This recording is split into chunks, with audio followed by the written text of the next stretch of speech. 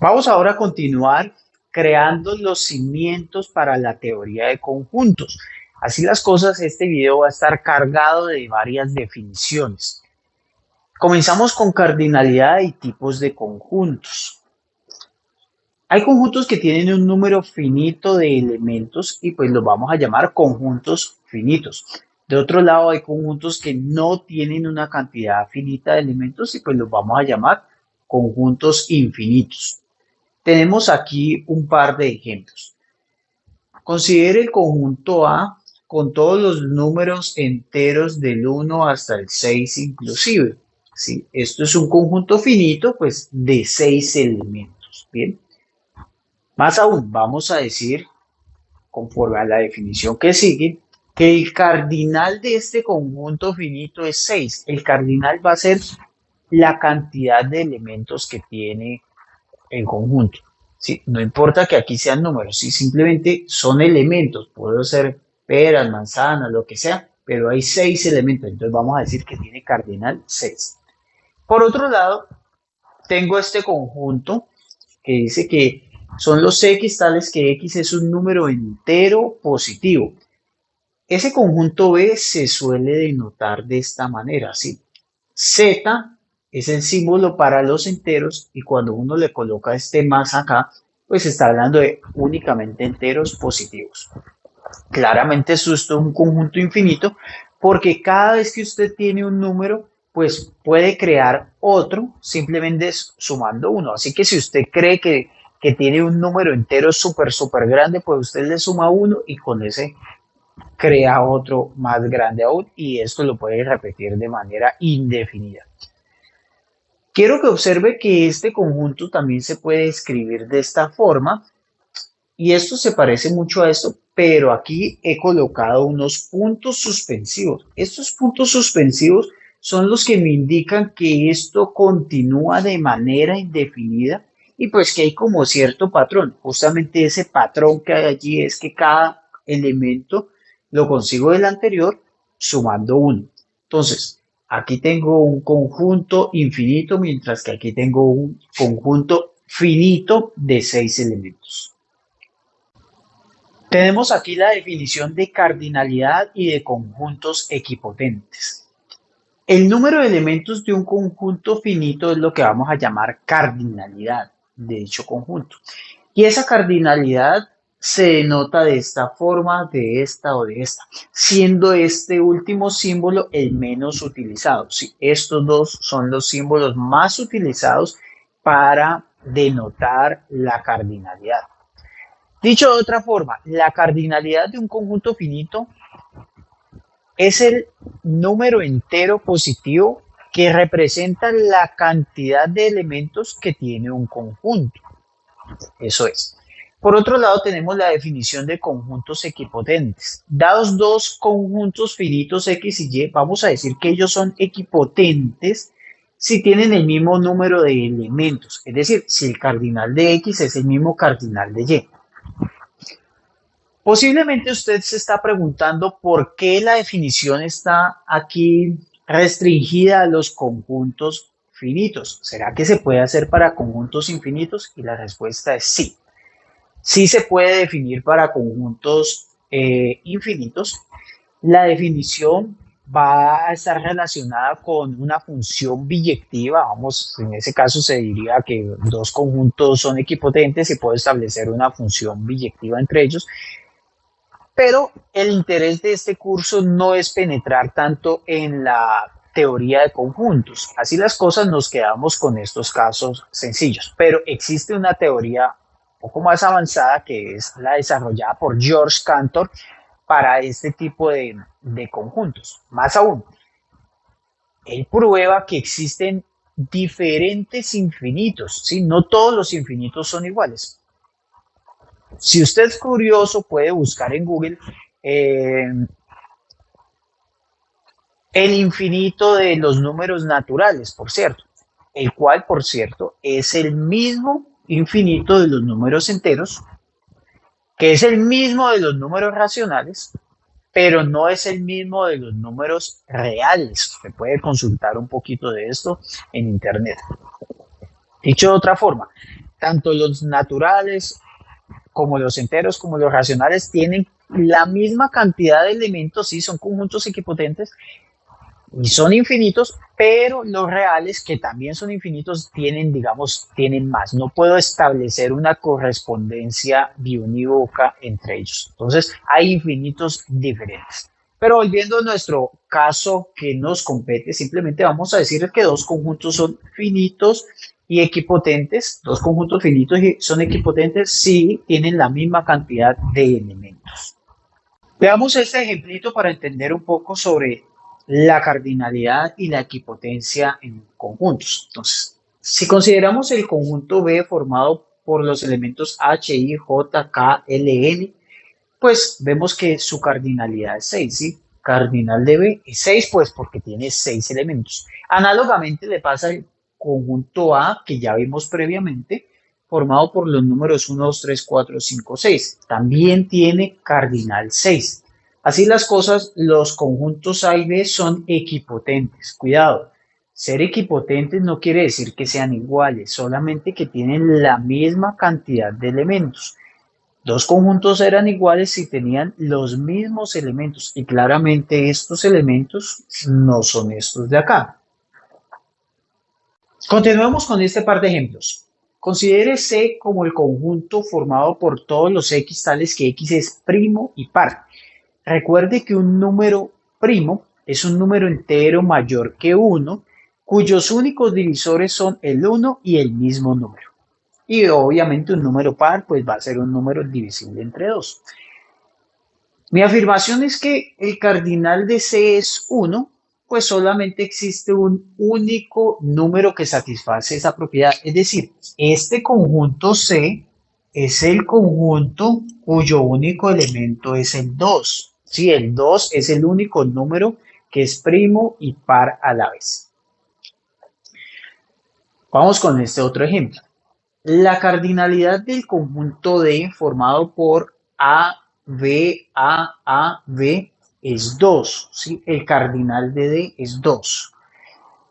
Lo que quiero decirle con este ejemplo es que así usted escriba un mismo elemento varias veces, él no te va a alterar el conjunto, ¿sí? Este conjunto y este conjunto son exactamente el mismo. Ni te va a alterar la cardinalidad. Escribir varias veces un elemento o cambiarle el orden a los elementos no te va a alterar en el conjunto como tal o en su cardinalidad. Tenemos aquí la definición de conjunto vacío. El conjunto vacío es el conjunto que carece de elementos, ¿sí? Nadie vive allí, no tiene ningún elemento. Ese conjunto se denota con este símbolo o simplemente con un par de llaves y pues nadie adentro para indicar que está vacío.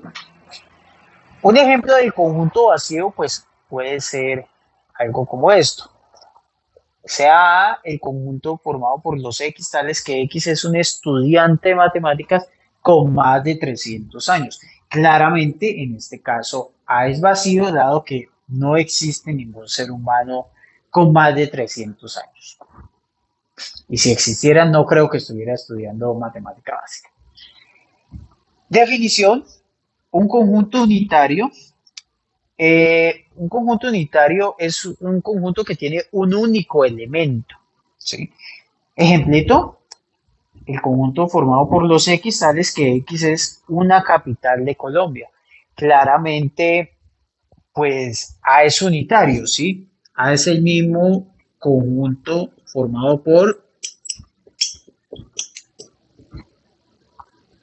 Bogotá, ¿sí? Bogotá es la única capital de Colombia.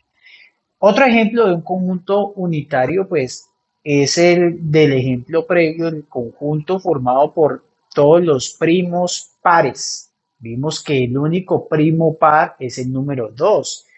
Así las cosas, ese conjunto también era unitario. Tenemos aquí la definición de conjunto universal, y es que suele ocurrir que dependiendo del contexto en el que estemos, los elementos de los conjuntos con los que estemos trabajando suelen pertenecer a un conjunto más grande y ese conjunto más grande pues se le llama el conjunto universal y se denota por la letra U.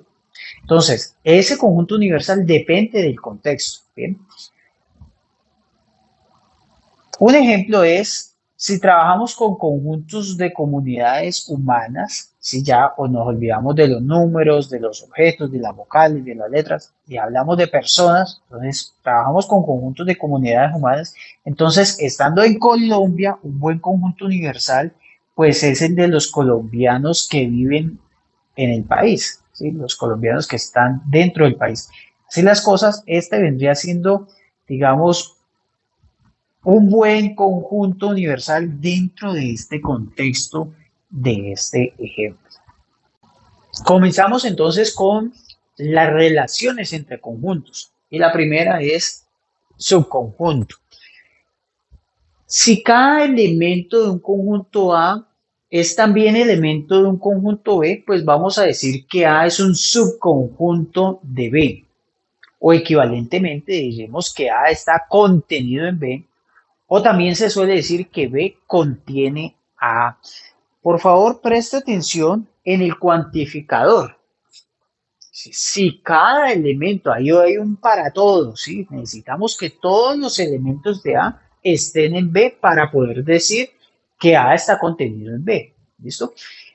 Eso se denota de esta forma. Digamos, la lectura usual de esto es A está contenido en B, o equivalentemente, pero escrito, digamos, al revés, B contiene a A. Tenemos aquí algunas observaciones sobre la definición de subconjunto o de contenencia.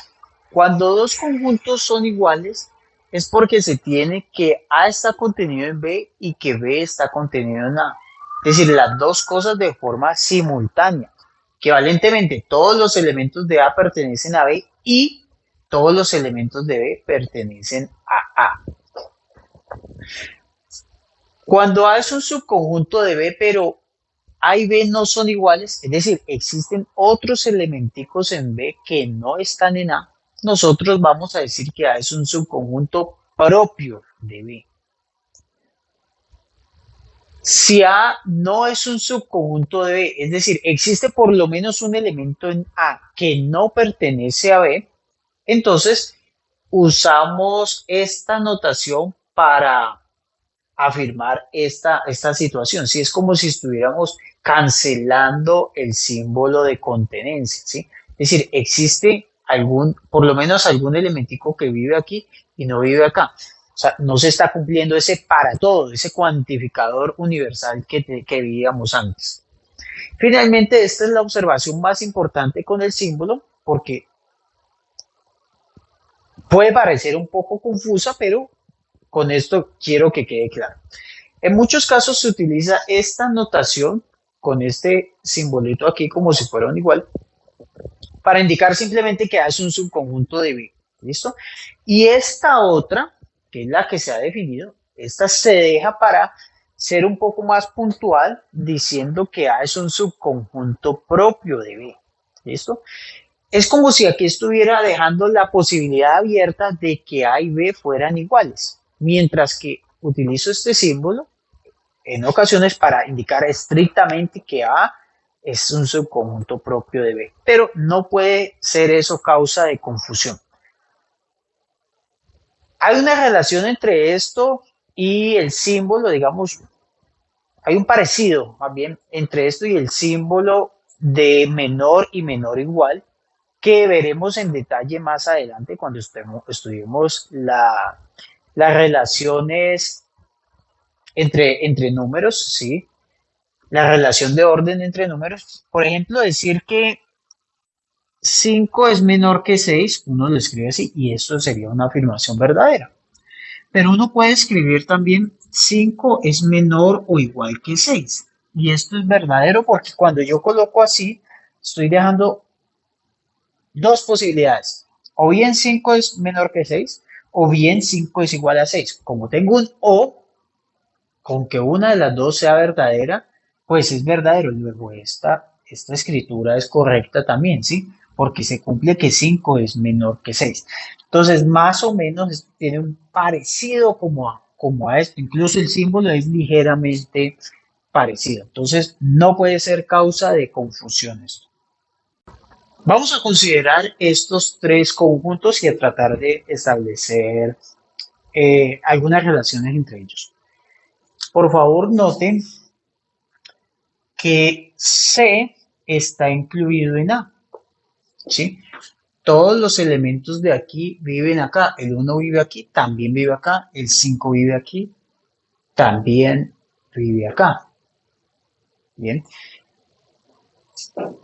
Además, tenemos que el C también está contenido en B. Todos los elementos de aquí están acá.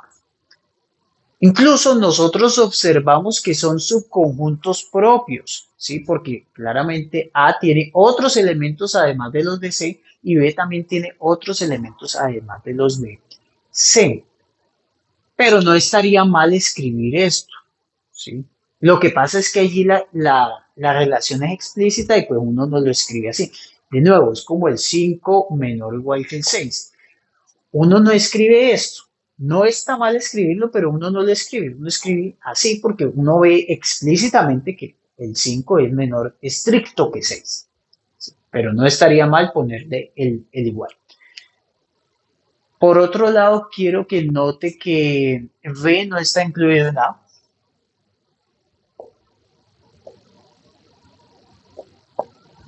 B no está incluido en A porque hay elementos que viven aquí que no viven acá.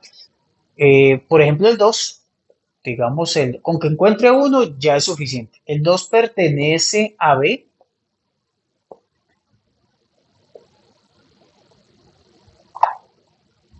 y 2 no pertenece a A. Entonces, por eso estoy afirmando que B no está incluido en A. Análogamente, el A no está incluido en B. Mire que el 7 también, con el 7 también vale, ¿no? El 7 vive aquí, pero no vive acá. El A no está incluido en B porque el A tiene elementos que este no tiene. Por ejemplo, el 8 y el 9. El 8 y el 9 viven acá, pero no aquí.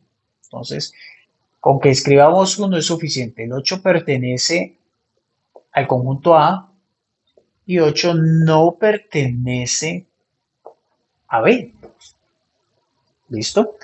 Entonces, por eso no están contenidos. Cuando yo tengo esto, en ambos casos, como se dio aquí, entonces uno suele decir que A y B no son comparables.